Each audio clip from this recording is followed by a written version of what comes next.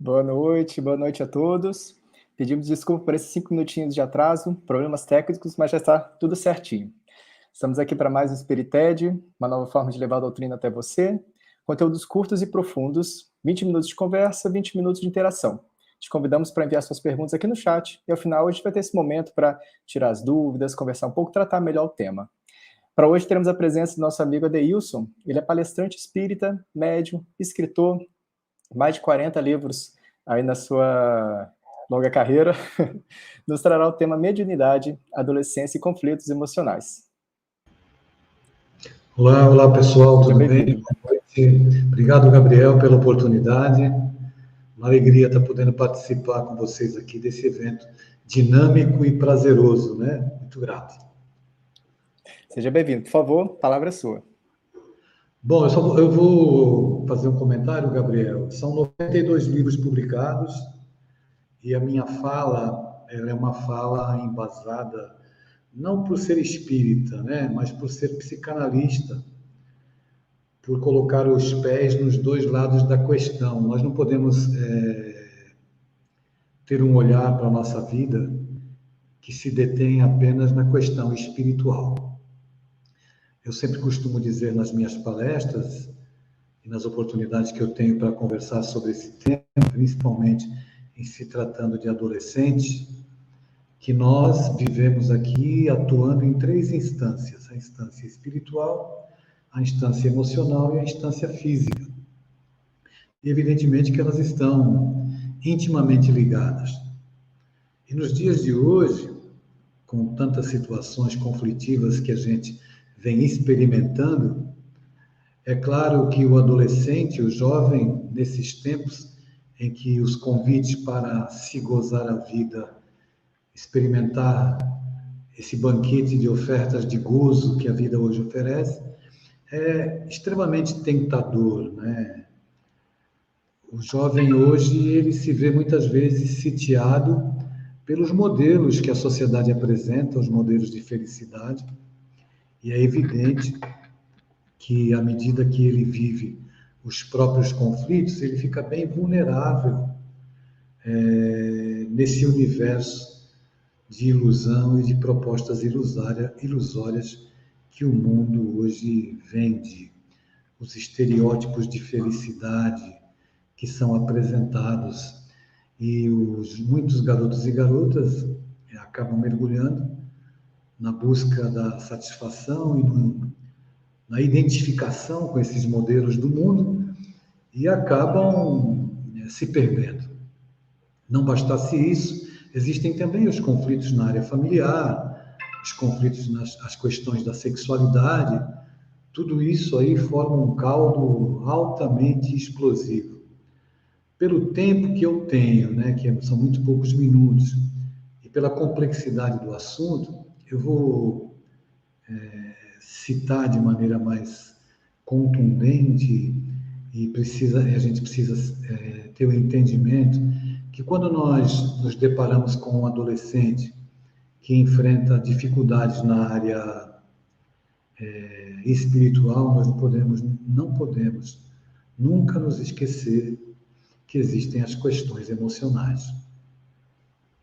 Eu poderia citar para vocês o filósofo existencialista Jean-Paul Sartre, que traz para nós e nos convida à reflexão. Aliás, Jean-Paul Sartre que viveu com Simone de Beauvoir, né? E que pela visão dele acerca da vida acabou influenciando ela e até mesmo na concepção que ela tinha do feminismo e tudo mais. Então é uma história muito bonita. E esse filósofo, Jean-Paul Sartre, um filósofo existencialista, ele defendia a ideia de que o homem se desenvolvia a partir da interação e da influência que ele sofre do meio. Pegando o gancho desse pensador, que é muito significativo para a nossa humanidade, para esses tempos que nós vivemos, eu me coloco a pensar no quanto o garoto e a garota, o jovem, não são influenciados hoje por tudo aquilo que o mundo apresenta. É claro que são. Então é evidente que quando um garoto ou uma garota chega na casa espírita experimentando conflitos emocionais, seja eles quais forem, relacionais com a família, na área da sexualidade, baixa autoestima, falta de aceitação. Eles ficam como náufragos no mar, sem ter onde se agarrar. E quando eles chegam na casa espírita, procurando ajuda, e eles não conseguem encontrar dentro da instituição espírita, vale lembrar que a questão não é só dentro da casa espírita.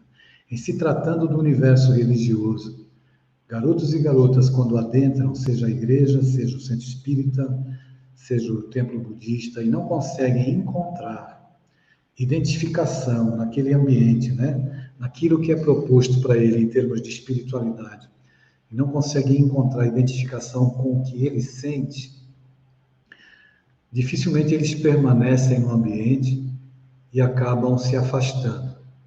Então, eu tenho procurado escrever nos meus livros e nas minhas falas, principalmente para jovens, e quando me convidam para dar capacitação também para educadores, eu sempre acabo comentando acerca da urgência de nós cuidarmos do ser integral. Cuidar do ser integral não é dizer para o adolescente, para o garoto e para a garota que eles têm que ter comunhão com Deus ou acreditar no Evangelho. É preciso que o Evangelho proposto por Jesus, e o Evangelho proposto por Jesus, ele vem, e por isso permanece, né, como palavras de vida eterna, ele vem justamente para as dores humanas. Então, quando eu tento dissociar a vida do garoto e da garota, os conflitos que eles experimentam nessa fase que é delicada, né, altamente explosiva, digamos assim, e eu digo para eles que eles têm que negar o corpo, ou negar quem eles são, no momento em que eles estão vivendo uma experiência reencarnatória, fica muito difícil de eles se sentirem acolhidos e abrigados quando eles têm que se dissociar de quem efetivamente eles são, um espírito vivenciando uma experiência humana. Uma experiência humana. Não dá para falar só de espiritualidade sem falar de sexualidade. Não dá para falar de mediunidade para um garoto e uma garota que pode estar sofrendo as influências espirituais, mas essas influências espirituais são potencializadas pelas dificuldades emocionais que ele experimenta, por exemplo, porque os pais se separaram, porque a família está fragmentada, porque ele tem baixa autoestima, e o tempo é curto para falar de assunto tão complexo, e eu não quero lançar confusão. Mas, basicamente, o norte da minha fala hoje, o centro, o cerne do que eu estou dizendo, é que é preciso ter um olhar compreensivo e ter uma atitude evangelizadora ou educadora que contemple o ser integral. Então, eu me estudando outro dia acerca das ideias socráticas platônicas, a gente aprendeu lá e observa que Platão trabalhou como discípulo de Sócrates, ele trabalhava a ideia e falava que existe um mundo, o mundo das ideias.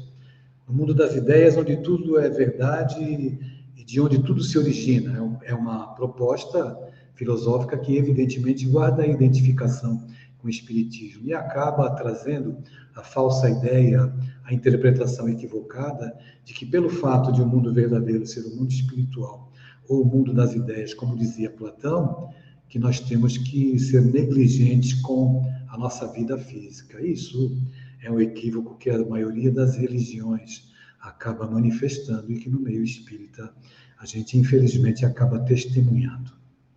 Então é importante que a gente, para conversar sobre conflitos e dores tão amargas, desenvolvimento de ideações suicidas, mediunidade na adolescência,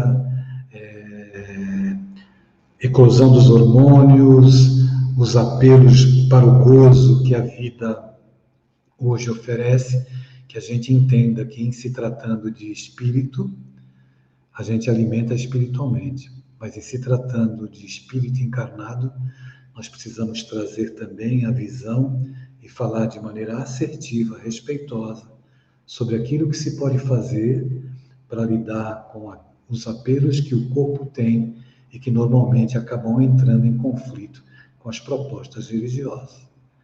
Então é preciso negar-se para evoluir. Quando eu particularmente entendo que a minha espiritualidade é diretamente proporcional à minha humanidade. Eu me entendendo como ser humano, um aprendiz limitado, mas que tem uma estrada a percorrer. E os modelos vendidos falam de uma felicidade perene, linear, e isso não existe, né? São ideias equivocadas e falsas.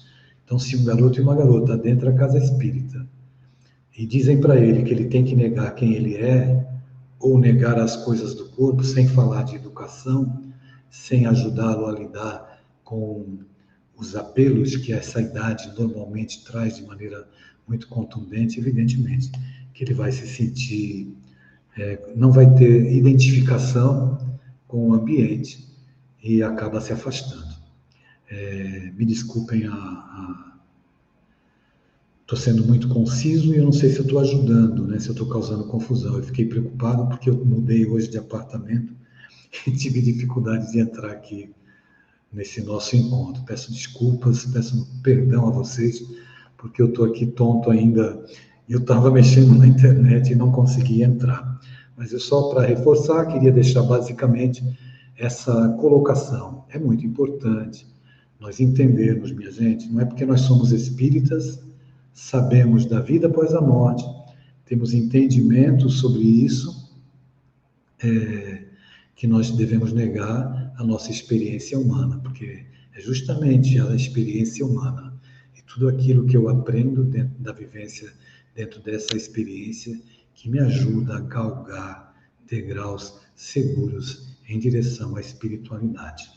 4 fatores são preponderantes para os conflitos emocionais dos adolescentes: eclosão dos hormônios, individualização do ser, o outro eu não lembro agora, já lembro já, mediunidade, né? Eclosão dos hormônios, individualização, mediunidade, e tem mais um que o fofo não está lembrando, mas eu já lembro já.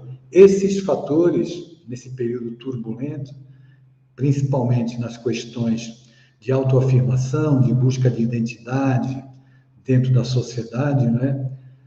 Contribui para que os conflitos se instalem e a situação se agrave. Eu vou me colocar à disposição, tem colocações ali da Lúcia. Oi, Kari, está tudo bem? E a gente vai respondendo aqui as perguntas.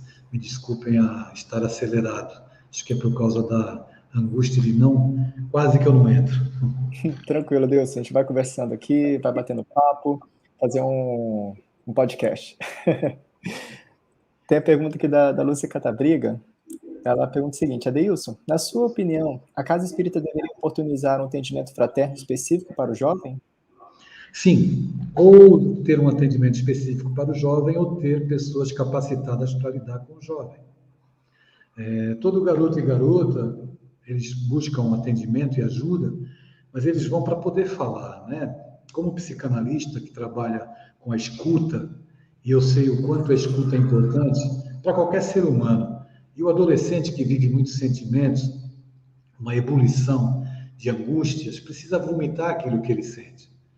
E são poucas as pessoas, né, Lúcia e Gabriel, que estão treinadas para ouvir.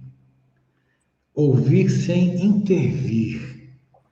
Porque, no meu caso, que trabalho profissionalmente, eu ouço porque eu identifico na linguística, naquilo que é manifestado oralmente, os pontos de angústia para poder ter uma ação assertiva, para contribuir com a garota. Então, eu entendo, olha, eu atendo como psicanalista adolescentes, eu atendo adultos. O atendimento não é o mesmo, porque a visão de mundo de um adolescente, ela difere de um adulto. Normalmente, as pessoas atendem para intervir. Claro, desejam ajudar, mas é preciso primeiro ouvir, depois dar um passo em direção a conquistar a confiança. A intervenção ou a sugestão, sem o desejo de impor, ela vai vindo com o tempo. Não dá para tratar de dores tão profundas em 30 minutos de atendimento fraterno. Toda certeza, com toda certeza. E nas casas, não seria hora então de ter grupos diferentes, do tipo grupo de estudo, um grupo de interação voltado para essa faixa etária, além da mocidade? Então, Gabriel, eu venho sempre levantando a bandeira e sugerindo às casas espíritas, né? Muitas casas têm se esforçado para poder integrar os garotos e garotas, que nós podemos trabalhar temas doutrinários, por exemplo, com palestras específicas para jovens, Gabriel. Temas específicos, temas doutrinários, numa linguagem pedagogicamente adequada para chegar nesses corações. Então, ampliar a oferta de socorro, de esclarecimento, mas na demanda da angústia do garoto e da garota, na visão de mundo que ele tem. E é claro que você, Gabriel, certamente você tem uma vivência e outras pessoas que você conhece que poderiam desenvolver uma atividade nesse sentido. Não sei se já o fazem, mas eu entendo e reputo como algo muito urgente para os dias de hoje, que nós possamos ter, não apenas na questão do atendimento fraterno, mas ações, né? Haja visto, infelizmente, o número de suicídios nessa faixa etária que faz crescer. Falta de quem ouça, de quem converse, de quem não recrimine, de quem acolha. Infelizmente, às vezes, a gente resvala no comportamento de querer ajudar, mas a gente é muito intervencionista. E a gente, mesmo que não perceba, está querendo catequizar, né? Sim, sim. Você comentou a respeito do seu estudo, né, da sua dedicação da linguística, e de fato a gente precisa adequar a linguagem, porque, como você falou, vivência, para quem tem 60 anos, já passou por muita coisa que uma pessoa de 20 anos não passou, não vai passar, talvez também pela questão da digitalização do mundo, de como tudo mudou.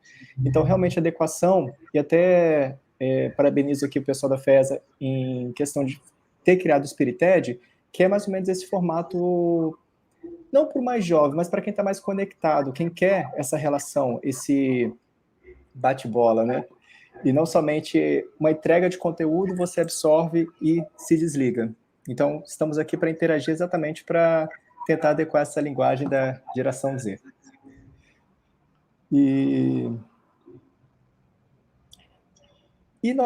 Eu sou pai, tenho 2 filhas. Você falando sobre adolescência, sobre essa entrada das crianças na adolescência, o quão é conturbada a questão da sexualização, do ego que está ali se integrando cada vez mais forte, e qual o papel nosso, enquanto pais, de direcionar as crianças? Bom, Gabriel, o importante é o pai não abrir mão de ser pai, né? É importante que o pai cumpra o papel de pai. Às vezes a gente entende, não, eu vou ser amigo dos meus filhos, porque assim eu vou estar mais perto. Não, seus filhos não precisam de um pai amigo, eles precisam de um pai, com P maiúsculo, que é a referência. Você, Gabriel, eu estou falando para um público espírita, então eu tenho certeza que todos conhecem Emmanuel. O Gabriel é o Emmanuel na vida das crianças dele. Só puxando a orelha. Então, se você é o Emmanuel, você é quem? Você é a grande referência. Você pode ter muita autoridade, e deve ter, porque o barco precisa de um timoneiro. Você é o timoneiro, você e sua esposa. Tá? Então, o casal, e agora tem a configuração que tiver o casal, tá certo? São os timoneiros da embarcação. Devem usar da autoridade, mas não do autoritarismo, Gabriel. Você não precisa adjetivar, você não precisa comparar, porque essas atitudes supostamente educativas, elas causam lesões emocionais, feridas, traumas. Então, é importante que seus filhos recebam não. Não vai porque eu te amo. Você não vai porque eu te amo. Porque eu te amo e preciso cuidar de você. E então, esse posicionamento, e ele vai ganhar mais força à medida que eles veem, e isso é o mais difícil, viu, Gabriel? Que existe uma afinidade entre aquilo que você faz e aquilo que você fala. Porque os nossos filhos, eles não prestam tanto atenção no discurso, porque os nossos discursos, eles conhecem todos. Mas a ação que se coaduna com a fala, aí sim, tem sentido para eles. Estou falando você que é com quem eu estou me dirigindo. Representação. Representação. Você é o cais do porto, Gabriel. Você é o cais do porto. Por exemplo, atendendo um paciente, uma criança, um casal recentemente, que estava se queixando que a filha estava perdendo o gosto por tudo. A menina tinha 7 anos. Tudo que ela gostava de fazer, ela deixou de fazer. Ela não queria mais estudar, ela não queria comer, ela ficava triste. Eles queriam que eu atendesse a menina, mas eu nunca atendo criança nem adolescente antes de falar com os pais. E aí eu fui falar com os pais, falei individualmente e percebi que os pais estavam se hostilizando mutuamente, brigando os dois, na frente da menina. O que aconteceu? O cais do porto da menina rachou, né? Com certeza. Ficou à deriva. Ficou à deriva. Aí ela se fragilizou. É impressionante a nossa responsabilidade, né? E quando você falou dos nossos atos, nossos exemplos, é muito isso, sim. A gente pode ter um discurso muito bonito, mas o que a gente faz, elas repetem. E repetem ipsiliteris, certinho. Então, eu próprio me respondendo agora somos muito responsáveis por elas, pelos nossos filhos. Temos uma pergunta aqui, deixa eu abrir aqui, da Batizabá Fafá. Você não acha que os pais estão terceirizando muito a educação dos filhos? Não, eu não acho não, eu tenho certeza. Infelizmente, eles estão terceirizando. A gente precisa rever um pouquinho os nossos conceitos sobre educação. O que é educação? É você colocar o seu filho na melhor escola, dar a melhor roupa e a melhor comida? Isso a gente faz com os nossos pets. Ok? Educação é participação. É dar tudo isso que eles precisam para a formação intelectual. Eu vou sugerir a você a leitura de um artigo um texto escrito por Leon Denis, um livro que foi publicado no final do século XIX, início do século XX, um livro chamado Depois da Morte, que tem um texto chamado A Educação. É um tratado pedagógico, como se fosse uma profecia para os dias de hoje. E Leon Denis diz assim: a gente precisa cuidar da educação da criança, não apenas da educação do intelecto, mas da educação moral, para quando ela entrar na vida, ela não ser absorvida por esse meio sensual que a gente vive. E eu diria mais, a sociedade hoje está absolutamente erotizada, o sexo banalizado, qualquer garoto e garota que tenha isso aqui na mão, acessa conteúdos pornográficos, pode pedir um papelote de cocaína, um cigarro de maconha, pelo WhatsApp para o traficante. Então, mais do que nunca, a terceirização da educação dos nossos filhos, entendendo que eles precisam apenas de conteúdo para o intelecto, é um equívoco. Nossos filhos são pássaros em voo migratório. 2 asinhas, a asinha do intelecto, a asinha da ética moral. Se eles tiverem só a asa do intelecto, eles certamente vão ter quedas terríveis. Não adianta se formar em Harvard, estudar na USP, na Unicamp, se não tiver valores éticos morais. Continua sendo um candidato ao suicídio. Sim, é muito falado. Eu participo da FEJAC, que é uma casa aqui de Vitória, e lá no nosso grupo da família, da evangelização, é muito falado sobre isso, que a gente tem a preocupação sempre de levar a criança 5 dias na escola, de levar no inglês, levar numa aula de robótica, levar em tantos outros cursos as crianças, e às vezes o sábado, que é para tirar para levar as crianças ao centro, a gente vai para a praia, vai para a pracinha, vai fazer outra coisa. Então, é nossa responsabilidade, sim, de, se só tem uma vez por semana evangelização, que vá essa uma semana, que leve as crianças, porque é importante o lado intelectual, o lado moral, mas também o espiritual, né? Que é o que daqui a 80 anos vai ficar. Sim, você veja, certamente as suas crianças têm uma educação esmerada e você procura dar para elas uma boa escola. Agora, na escola não se fala sobre compaixão, né? Não se fala sobre caridade, sobre empatia. Pode até, estão falando mais agora, mas é importante que a gente possa levar para os nossos filhos esse contexto de uma maneira mais contundente ainda. Nós podemos falar de Deus sentando numa praça, sentando próximo a uma árvore, pegar a folha de uma árvore e mostrar para a criança a simetria da folha, ali a presença digitais de Deus, Então, existem muitas formas de nós levarmos para os nossos filhos os conteúdos que possam contribuir na espiritualização deles. Não é na santificação. Nós não precisamos de filhos santos nem de pais santos. Na humanização. Seres mais humanos, seres mais empáticos, seres mais fraternos. Sim. Só voltando um pouquinho ao conteúdo que você trouxe para a gente a respeito da mediunidade, dos conflitos emocionais, eu gostaria que você falasse um pouquinho mais da adolescência, que é um período que há uma negação. Eu até fiz anotação que deixa eu ler a anotação, vai ficar melhor. Você nos falou sobre negar-se. Contudo, na adolescência é o momento da integração do ego. Como tratar isso? Veja, Freud foi, eu considero um gênio, né? E a humanidade também, quem conhece a obra dele, procura estudar mais um pouquinho, ele tem realmente uma contribuição muito grande. Então, baseado nesse olhar como psicanalista, junto com o olhar da doutrina espírita, o aparelho psíquico que não é localizado geograficamente no cérebro, né? Na segunda tópica de Freud, quando ele desenvolve a teoria do id, do ego e do superego. O que é o id? O id é a instância que se movimenta pelo princípio do prazer. Então, o princípio do prazer, imagine na adolescência como é o princípio do prazer. Na linguagem psicanalítica, o ego é a instância que intermedia, é intermediária entre o id, que se movimenta pelo princípio do prazer, e o superego, que é o juiz inclemente, que quer tudo extremamente correto. Então, não pode haver um desequilíbrio na estrutura psíquica. E o ego está aqui no meio, para equilibrar.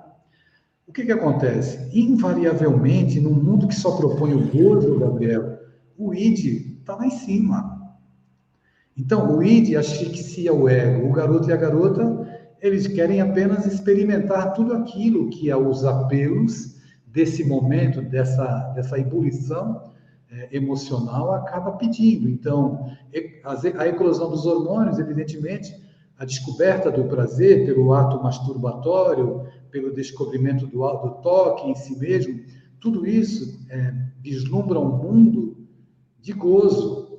E aí você olha para qualquer desenho, até mesmo os games, as personagens têm uma silhueta de seios avantajados. É tudo muito erotizado. Então é bem difícil lidar, e é por isso que quando a gente começa a estudar o Espiritismo, nós temos uma responsabilidade, uma contribuição. O Espiritismo, relembrando o que eu disse há pouco, o id que se movimenta buscando prazer, né? O ego, o superego, que é a castração, que é a cobrança. Então, nós, enquanto evangelizadores, educadores, quanto pais, nós não podemos ser o superego que asfixia. Nós precisamos estar cumprindo o papel do ego, que vai intermediar o gozo que eu quero com a conduta equilibrada que eu tenho que ter. E muitas vezes a religião, ela cumpre o papel do superego. Ela asfixia, ela diz para o garoto, porque eu já falei isso várias vezes, Gabriel, e vou repetir hoje. Eu já atendi muitos garotos que me escrevem perguntando se vão para o umbral porque se masturbam. Veja, na cabeça deles isso é um peso, porque alguém está dizendo para eles que isso é um crime. Quando eu tenho que dizer para eles que, olha, é uma descoberta natural, que você deve lidar com equilíbrio. Então, não vá para a pornografia para não descambar para o vício pornográfico e, consequentemente, abrir portas para obsessão, etc., desequilíbrio emocional, psíquico, enfim, uma série de coisas. Então, o educador, nós precisamos conversar com os nossos jovens para compor, não é? Para falar, para educar. Educar verdadeiramente não é negar o corpo e não é exaltar o corpo. É o equilíbrio. É como Emmanuel diz no livro Vida e Sexo, no prefácio, quando ele fala sobre o sexo, nada de proibição, mas tudo de educação. E aí a gente precisa encontrar esse meio. Por isso que essa minha fala não agrada muita gente, mas é assim que eu vejo, como psicanalista, como educador, como pai, como avô, como alguém que escreve para os jovens. Não dá para deixar de falar sobre os assuntos inerentes à vida do jovem. Quando ele vai para a casa espírita, eu só falo para ele de mundo espiritual, ele não vai querer voltar mais, porque ele precisa identificar a angústia que ele tem naquilo que ele está ouvindo. Eu não posso carregar um peso, porque é algo que eu sinto no meu corpo. Ninguém me explica, ninguém me ajuda a entender. Nesse processo, Gabriel, desculpe a resposta longa, se ele é portador de mediunidade e descamba para a sexualidade desajustada, sem orientação, sem educação, ele vai virar certamente um instrumento na mão de entidades inteligentíssimas, que no meio de manifestações até mesmo sociais, de festas sem limites e com álcool, evidentemente, quantos adolescentes, quantos jovens não estão agora enveredando pelo caminho do álcool, da sexualidade, do sexo desregrado, sendo induzidos por entidades ignorantes. Sim, de fato. Acho que o melhor que a gente tem que fazer é tratar a consciência, né? Como diria, o evangelho está dentro da gente. Então, faz por bem a gente tentar lembrar um pouquinho do evangelho, que na hora que a gente estiver fazendo o ato, a criança, nós mesmos, a consciência vai estar lá falando: é isso mesmo? Tem certeza? E aí começa a se modular melhor, né? Precisamos falar desses assuntos, Gabriel, para ajudar os nossos jovens. Eles estão pedindo socorro. Sim. Bom, temos uma outra pergunta aqui. Há um equívoco: pais educam, escola instrui. Esse seria o papel ideal? Não, não há limites, não há um território delimitado entre os pais e a escola. Os dois deveriam transitar no universo. Mas hoje em dia houve essa concepção, a meu ver, equivocada, de que os pais educam e os professores cuidam do intelecto. Os dois podem transitar nesse universo, pelo menos seria mais saudável, né? Quando eu ia para a escola, faz tempo, né? Eu tinha cabelo ainda. O meu pai e minha mãe diziam que os professores eram os representantes deles na escola, e era assim que eu via. Havia um respeito muito grande, então havia liberdade.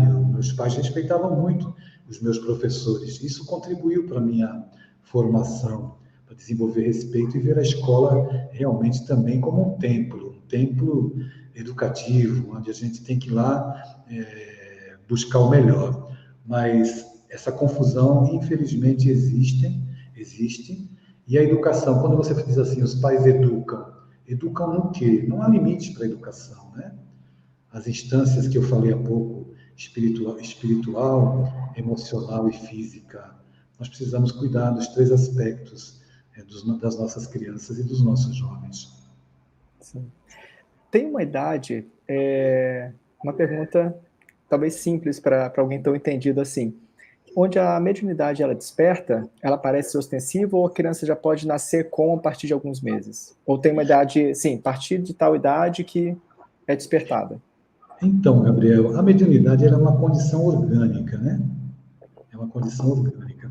Agora, quanto ao que ela vai servir na encarnação daquele espírito, normalmente os espíritos que têm uma missão a cumprir, né, como a gente poderia citar as referências do espírita, Chico, Divaldo, Raul Teixeira e tantos outros, que trabalham na seara da mediunidade, ela desperta desde cedo. Mas é importante a gente entender que, mesmo aqueles como médiuns como nós, né, que não temos um papel tão relevante, outros estamos contribuindo na seara do Evangelho e da doutrina espírita, a gente traz alguns traços e nós precisamos estar atentos. É preciso te dizer que os espíritos nos informam que a encarnação ela se completa aproximadamente os 7 anos de idade, até os 7 anos de idade. Não é um número cabalístico, é aproximadamente. Não é quando chega aos 7 anos, completou a encarnação, não é assim. Aproximadamente.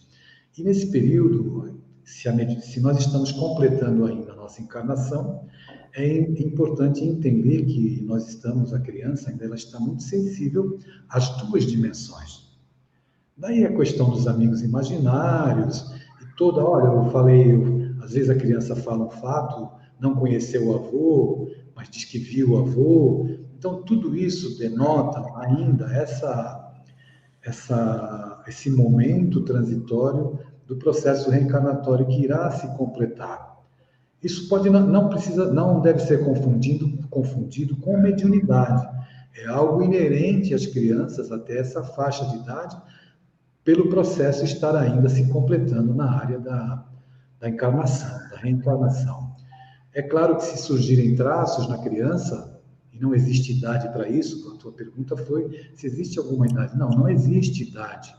Não é? Nós devemos estar atentos, tendo a orientação espírita, que nós não devemos valorizar. O próprio Kardec aconselha no Livro dos Médiuns a preservar a criança por causa da sua saúde emocional e outras questões. Então, nas minhas observações e nos estudos que eu realizo, e pretendo escrever um livro sobre isso, sobre mediunidade na criança e na adolescência, eu observo, interessante, não precisa concordar comigo, Gabriel, é só fruto de observação, que a maioria das crianças, nesse período, até completar a encarnação, elas não apresentam traços de contato e de intercâmbio. Por quê? Porque a maioria de nós, de certa forma, é devedor, nós temos aí, e reencarnamos com algumas lições a reaprender, alguns débitos a pagar, a ressarcir dentro desse aprendizado, dessa proposta educativa da misericórdia divina. E o que ocorre? É como se nós experimentássemos na infância uma moratória, ou a mediunidade estivesse, a nossa capacidade sensorial estivesse um tanto quanto limitada. Você está passando pela infância, que é o período infantil, e justamente nesse período que você está mais suscetível a ganhar caracteres novos, educativos, para a formação do teu caráter. Se você passa pela infância, não ganha caracteres novos, teus pais terceirizaram a tua educação, como bem disse a nossa companheira na pergunta. Quando vier a adolescência, que o conflito se instalar, emocional, individualização do ser, eclosão dos hormônios, mediunidade, a coisa fica confusa. Então, quando a vida me apresenta uma proposta de gozo, e eu não tenho em mim um vetor desenvolvido desde a infância, um vetor educativo, eu não tenho referência para pensar. Eu vou optar por aquilo que a minha tendência. Lembrei do outro fator, reminiscências de vidas passadas. As reminiscências de vidas passadas, elas vão aflorando ali na adolescência. No meio da eclosão dos hormônios, no meio da individualização do ser, quando eu passo a julgar a sociedade, a julgar meus próprios pais, e posso surgir como um rebelde, que aparentemente é sem causa, mas é um rebelde que surge da dicotomia e do paradoxo, daquilo que meus pais falam, mas não fazem. Tudo isso é um caldo explosivo. Então, a partir daí, sim, a mediunidade ela vai surgindo, intuitiva, nas suas várias nuances. Mas não existe uma data, uma idade para que ela surja. Perfeito, perfeito. Muito obrigado. Já está chegando aqui próxima ao fim. Gostaria de fazer o merchan aqui, aliás, que você indicasse alguma literatura, algum livro seu que trata desse assunto. É um livro que as pessoas gostam muito, né? O Vossos Jovens Profetizarão. É um livro que fala, essas coisas eu aprendi, evidentemente, com a orientação espiritual, né? Fui buscar como psicanalista, mas os espíritos nos inspiraram na construção dessa obra, no ditado dessa obra, e ela fala dessas fases, 4 períodos, esses 4 ciclos delicados que contribuem muito para essa efervescência e para o desenvolvimento de angústias e ideação suicida. Trata da mediunidade e das outras fases também da adolescência. Perfeito. Qual que é o nome? Vossos Jovens Profetizarão. E a outra dica que eu posso te dar, Gabriel, é o Leon Denis Fala aos Jovens. Agora, se você quiser uma fofoca literária, eu te dou. Quer uma fofoca literária? Por favor. Amanhã, às 16 horas, eu tenho uma reunião com o Saulo César e com a Larissa, que é a esposa dele. O Saulo César é o responsável pelo Evangelho por Emmanuel, né? Eu escrevi um livro chamado O Jovem, o Mentor e o Apóstolo. O Jovem Timóteo, o Mentor Emmanuel e o Apóstolo Paulo. Sendo que você pode entender o Jovem Timóteo como o jovem de hoje. Então, é meu primeiro livro, onde eu falo sobre Jesus para os jovens do futuro. Paulo escreveu Emmanuel comentou 40 versículos das 2 epístolas de Paulo a Timóteo. Eu comentei os 40 versículos para os dias de hoje e fecho o meu texto com o pensamento de Emmanuel. Em breve. Oh, bacana, bacana. Se fizer um stories, marca a festa depois que a gente reposta também para participar também. Obrigado. E mais uma fofoca, agora fofoca espírita. O Fabiano Santos está nos falando aqui que no dia 22/10 você estará conosco, né? Ao lado de outros convidados por ocasião do ciclo de capacitação da área da mediunidade. Isso, será uma alegria. Bacana, legal. Bom, por favor, uma mensagem final aí para os pais, para os adolescentes, quem está aqui nos acompanhando, para a gente fechar aqui por hoje. Deixando só um lembrete, nós somos reencarnacionistas. Então, papai, quando você olhar para a sua criança, para o seu jovem, não se esqueça que você não está educando um corpo, você está educando um espírito imortal. E para você, jovem, quando você olhar para o seu papai, para a sua mamãe, lembre-se que eles fazem o melhor que eles podem, mas eles também são aprendizes. Então, é possível que eles passem, dentro da visão deles, aquilo que é melhor. E isso pode não te atender, mas é aquilo que eles têm para dar no momento. A educação é uma via de duas mãos. A gente ensina, a gente aprende. É preciso conhecer, ter uma interlocução com os nossos filhos para saber quem eles são. É preciso ter uma interlocução com os nossos pais para saber quem eles são também. Perfeito, meu amigo. Muito obrigado pela explanação, por esse encontro aqui conosco. Muito proveitoso. E esperamos todos vocês na próxima terça para mais um Spirited. Boa noite.